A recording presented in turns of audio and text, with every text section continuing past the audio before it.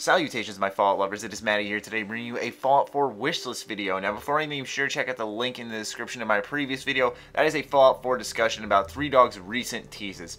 Anyways, this series is created by your comments, so be sure to let me know in the comment section down below what you would like to see in the next installment of the Fallout franchise. If your comment is awesome enough, you will be featured in the video along with two other commenters, just like Wise Guy 508.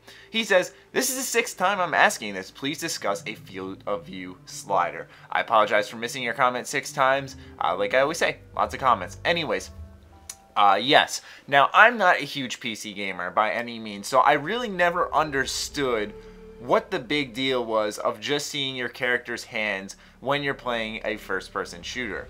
But after playing Blacklight Retribution on my PC and then playing it on my PS4, I noticed the difference, and I can understand where he's coming from. I don't know what it is. I think I just feel like I got more room to look around. It doesn't feel like my guy's hands and gun are just right in my face. I feel like I can see more, and I think that would be awesome for Fallout, considering it's mainly a first-person shooter. Now, I don't know why, but I don't recall a video game that I've ever played on a console that allowed me to slide the field of view in and out, which kind of confused me. It doesn't seem like something that's very hard to do. It seems like a matter of moving a parent camera in the game back a little bit, but I could be wrong. But anyways, it doesn't seem like something too difficult, and I don't really understand why it's always on the PC.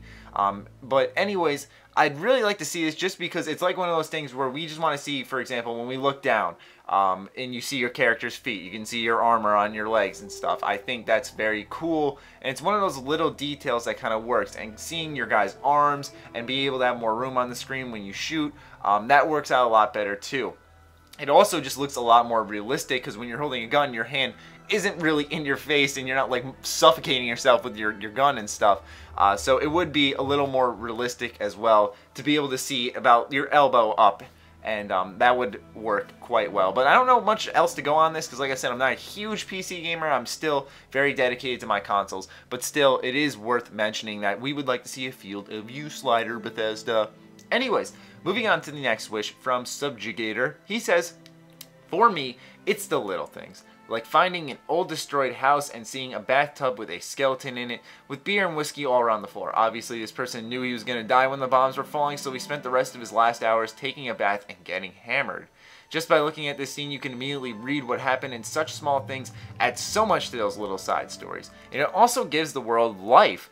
And this is a really cool suggestion because, funny enough, about a month ago when I did my last top 3 video, or it was actually a top 4, I talked about creepy places, and I did one for Fallout 3, and I talked about a vault, and I can't remember what vault it is, but when I was walking around there, I found a bed, and there was a bed with 2 parents, 2 big bodies at least, that looked like parents, completely burnt up, and then a smaller body on a smaller bed, so obviously that was their kid, and it was just complete skeletons. And apparently in this this vault, this fumes kind of got out and it made people crazy, and I feel like these people just locked themselves in their room and they just laid there and starved to death, and then eventually their bodies decayed into skeletons. And I thought that was just kind of like a creepy little side story that I put together on my own, and it could be a matter of things. They could have been stabbed in their sleep or something like that. And I think just that idea of possibilities where you create your own story in your head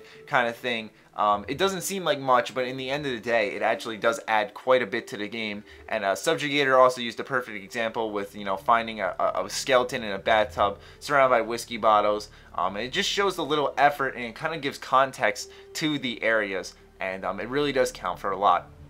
So once again, a very fantastic suggestion, Subjugator. And moving on to the final wish from Christopher1917. He says they should add a stamina bar that you use for melee attacks and sprinting. And now we've talked about sprinting before. We've talked about enhancing a melee combat before, and I figured that a stamina bar is pretty necessary when you look at just Fallout games. Now, if you look at Bethesda Game Studios' most recent game, Skyrim, you'll know there's a stamina bar, there is sprinting, there is ways to attack in melee that make combat a little bit varied. And so, naturally, whenever Fallout 4 does come around, there will be a stamina bar, but I'm here to discuss why there should be one.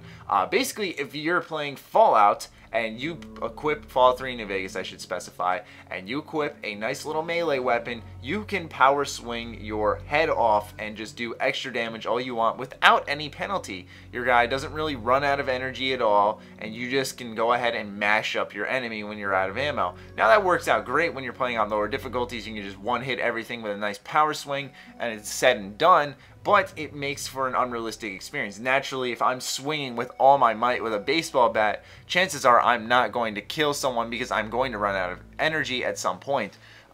Naturally, for sprinting, that should make sense. When you're running around, you're not going to be able to sprint for hours on end, or you would just collapse.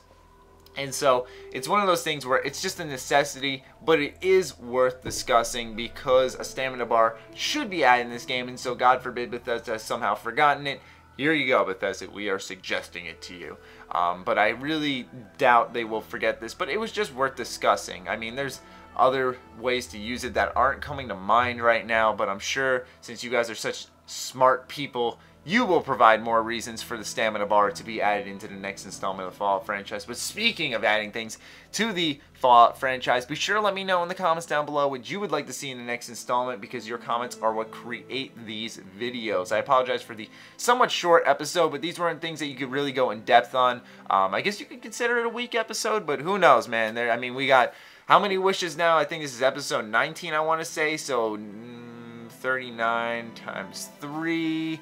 Let me get out my calculator. 117 wishes. So I think 1 week episode isn't going to be that bad, right? I'm just kidding, though.